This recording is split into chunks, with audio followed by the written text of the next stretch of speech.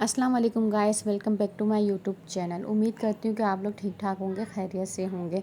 तो आज हम पास्ता बनाने जा रहे हैं और पास्ता किसके लिए बना रहे हैं ये सब तो आपको डिटेल में पता ही होगा कि मेरा काम क्या है। अच्छा, देगची में नमक ऐड करने के बाद, ऑयल ऐड करने के बाद फिर हम पास्ता निकाल लेंगे। बाहर पैकेट वाला पास्ता महंगा मिलता है और ये खुला पास्ता हमें सही रेट में मिल गया था। प्लेट में पास्ता सारा जमा करने के बाद हम लोगों ने अलग अलग प्याली में मिर्ची मसाले निकाल के रख दिए थे।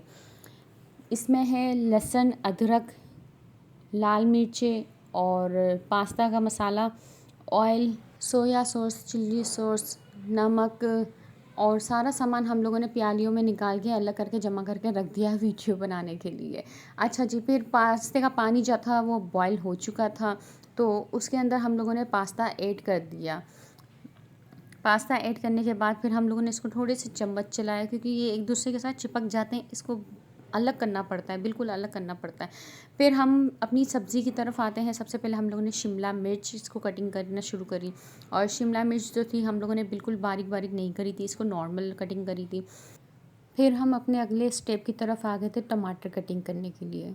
फिर हम टमाटर कटिंग करने के बाद उसको हम लोगों ने ब्लेंडर में डाल दिया, और फिर हमने दूसरा टमाटर लिया। दूसरा टमाटर भी हम लोग कटिंग करने के बाद उसको ब्लेंडर में ऐड कर देंगे। अच्छा, टमाटर तो बहुत सारे थे, बट कैमरे में हम लोगों ने 2 ही टमाटर शूट किए थे, क्योंकि 2 टमाटर जो है ब्लेंडर में हम लोगों ने पीसने के लिए दिखा दिए थे। फिर इसके बाद हम लोगों ने जूसर यूज़ कर लिया था, क्योंकि जूसर में ज़्यादा टमाटर पीसे जाते हैं, आसानी से हो जाती है। 12 बज जाते हैं, लाइट भी जाने का टाइम हो जाता है। फिर हम आ जाते हैं प्याज की तरफ। प्याज हम लोगों ने कटिंग करी, शिमला मिर्ची हम लोगों ने कटिंग की हुई रख दी थी। फिर हम लोगों ने वापस आपको ये सामान दिखाया, शिमला मिर्च, प्याज, जूसर, टमाटर, ये सारी चीज़ें सजावट के साथ मैंने ज़िंदगी में पहली बार रखी है और काफ़ी मेहनत करी है। उम्मीद है कि आप लोग मुझे सपोर्ट करेंगे। फिर कढ़ाई में प्याज डालने के बाद हम लोगों ने इसको अच्छी तरह से मिक्स किया। मिक्स करने के बाद हम इसके बाद शिमला मिर्च इसके अंदर ऐड कर देंगे। इसको अच्छी तरह थोड़ा सा हल्का हल्का कच्चा कच्चा सब भूनेंगे, ताकि जो है बिल्कुल ज़्यादा भी नहीं पकाएंगे, हल्का पकाएंगे, ताकि वो ज़्यादा गिलगिला भी ना आ जाए। ज़्यादा पकाने से गिलगिला आ जाता है। फिर हल्की 1 चम्मच जो है, आधा चम्मच हम लोगों ने कुटी हुई मिर्ची इसके अंदर ऐड कर दी। फिर हम इसका सॉस बनाने के लिए अलग से फ्राई पैन लेंगे और इसके अंदर लहसुन ऐड करेंगे। लहसुन ऐड करने के बाद हम इसमें टमाटर का पेस्ट डाल देंगे। इसको अच्छी तरह भूनेंगे। फिर इसके अंदर जितना भी टमाटर होगा वो हम आस्ते आस्ते करके उसको वो ऐड कर देंगे। फिर अदरक जो था वो हम डालना भूल गए थे, इसके अंदर ऐड करना भूल गए थे। अदरक हम लोगों ने बाद में ऐड किया था। फिर अदरक ऐड करने के बाद इसको अच्छी तरह मिक्स करेंगे। फिर हम इसको मिक्स करने के बाद इसको ढक देंगे। फिर हम थोड़ी देर बाद इसको वापस उठा के देखेंगे कि कितना गला है, कितना नहीं। मसाला टमाटर भुन गया है। फिर हम इसमें मिर्ची ऐड कर देंगे, कुटी हुई मिर्ची। फिर इसके बाद जो है चिकन पाउडर ऐड करेंगे, फिर पास्ते का मसाला ऐड करेंगे और फिर चिल्ली सॉस। ठीक है, फिर वो ऐड करने के बाद फिर हम सोया सॉस ऐड कर देंगे इसके अंदर। फिर इसको अच्छी तरीके से हम मिक्स करेंगे, ताकि ये अच्छी तरह से इसके अंदर मिक्स हो जाए, मिलावट हो जाए। फिर हम इसको ढक देंगे ताकि ये गल जाए। फिर ढक्कन ढकने के बाद फिर हम इसको उठा के देखेंगे कि कितना हुआ है, कितना नहीं हुआ। अगर हो गया तो ठीक है, इसको ढक देंगे। फिर हम आ जाते हैं अपने नेक्स्ट पार्ट की तरफ। मैक्रोनी हम लोगों ने बॉईल की थी और हल्की हल्की जो प्याज और शिमला मिर्च हम लोगों ने फ्राई करी थी वो हमने देगची में डाल के मिक्स कर दी। अच्छा, इस तरीके से पास्ता जो है मैंने पहली बार बनाया है। ये आइडिया मुझे पहले कभी भी नहीं था। ये जो मेरी भाभी थी इन्होंने मुझे बताया कि पास्ता जो है मैं इस तरीके से बनाती हूँ, वरना तो मैं पास्ता मतलब कढ़ाई में ही भुना मसाला और कढ़ाई में ही मसाला डाल के और मैक्रोनी डाल के इस तरह से बना लिया था। लेकिन ये थोड़ा अलग तरीका था, चीज़ें बॉईल करके और प्याज शिमला मिर्च वगैरह फ्राई करके और इसके अंदर ऐड करना, मतलब काफ़ी अच्छा था। और इसको मैंने टेस्ट करके भी देखा, काफ़ी अच्छा जायका आ रहा था। इसको अच्छी तरीके से मिक्स करके और इसका कलर इतना मज़े का था, इतना प्यारा कलर हो गया था। और फिर इसको जो था देगची में मिक्स करने के बाद हम लोगों ने गरम करने के लिए भी रख दिया, ताकि इसकी जो कच्ची कच्ची सब्ज़ी थी वो इतनी ज़्यादा कच्ची ना रहे और मसाला जो था अंदर जब्स हो जाए अच्छी तरीके से।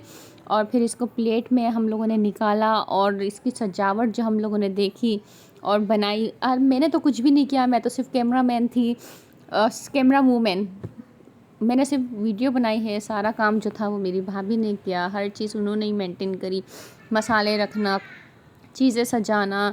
और ये अभी भी इनको जो था हम लोगों ने प्लेट जो थी वो खिड़की के अंदर रखी थी ताकि रोशनी जो है वो बराबर की आए।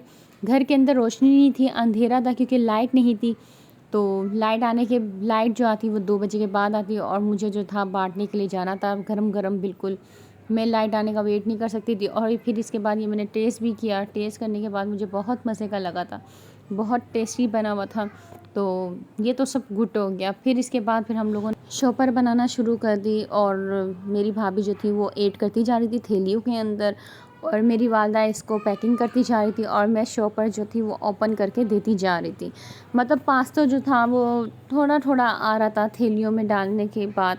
तो अभी तो ये हम लोगों ने, मुझे नहीं पता, मुझे याद नहीं है मैंने कितना लिया था कितना नहीं, शायद 2 या 3 किलो के हिसाब से तो होगा, लेकिन नेक्स्ट टाइम इंशाल्लाह मैं ज़्यादा बनाऊँगी। ये अभी हम लोग शुरू-शुरू में आइडिया कर रहे थे कि कैसा बनता है, कितनी चीज़ें चाहिए होती हैं, क्योंकि हमें नहीं पता, हम लोगों ने कभी इतना नहीं बनाया। घर वालों के लिए बनाती थी मैं, ऐसे ही आलू-चालू काम करके बना लेती थी। हर चीज़ का मुझे हिसाब-किताब नहीं पता था। अब हम लोगों ने हिसाब-किताब रखा है कि इतना पास्ता लेना है, इतनी प्याज़ लेनी, इतनी चीज़ें लेनी है। तो पास्ता तो इंशाल्लाह हम लोग वाइट पास्ता बनाएँगे, वाइट पास्ता बना के फिर हम लोग वो बाँटेंगे। तो वाइट पास्ता के लिए इंशाल्लाह मैं बड़ा देगचा लूँगी और इंशाल्लाह ज़्यादा बनाऊँगी और उसकी भी वीडियो डालूँगी, मैं ऐड करूँगी।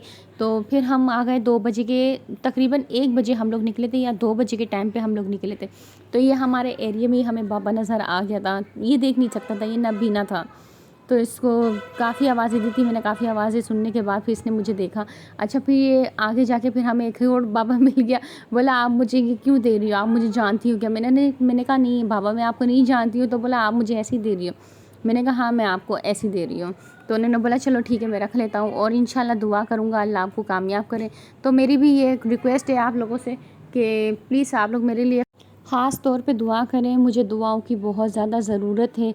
मैं कामयाब होना चाहती हूँ मगर क्या करें, कामयाब होने में भी टाइम लगता है।